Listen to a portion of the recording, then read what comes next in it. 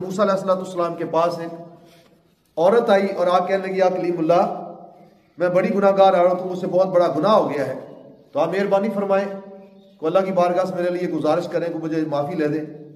पूछा क्या किया तूने? उसने कहा मैंने ज़िना किया और ये बच्चा जो पैदा हुआ ये ज़िना का ही पैदा हुआ है, मेरे पास जो बच्चा है। तो मूसा अलैहिस्सलाम बड़े जलाली पैगम्बर थे, आप जलाल में आ गए।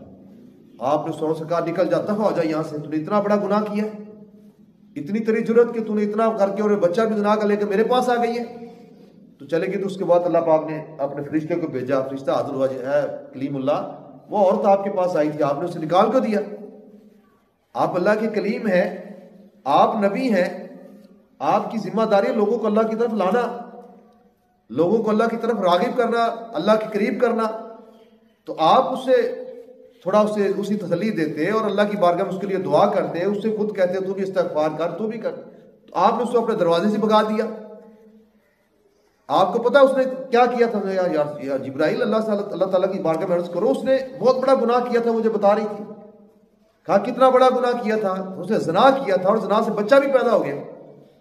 तो जिब्राइल अलैहिस्सलाम, ये जो फरिश्ता भी था, उसने कहा मेरा रब फरमाता है कि तुम्हें पता है इससे बड़े बड़े गुनाहगार भी हैं,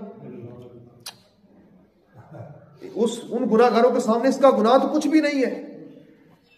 मूसा अलैहिस्सलाम हैरान हो गया, पूछा अच्छा इससे बड़ा गुनाहगार भी है? कौन है वो? तो फरमाया वो बेनमाजी जो अल्लाह की बारगाह में झुकते नहीं है, सजदा नहीं करते, अल्लाह को याद नहीं करते, वो इससे बड़े गुनाहगार, अल्लाह इनसे सख्त नाराज उनसे है। इसे तो फिर भी शायद अल्लाह माफ कर दे, लेकिन उनकी माफी कैसे होगी जिनसे अल्लाह इतना नाराज है? तो भाई हमने नमाज को मामूली समझा है, हमने समझा ये मौलवियों का काम है या चंद लोगों का काम है।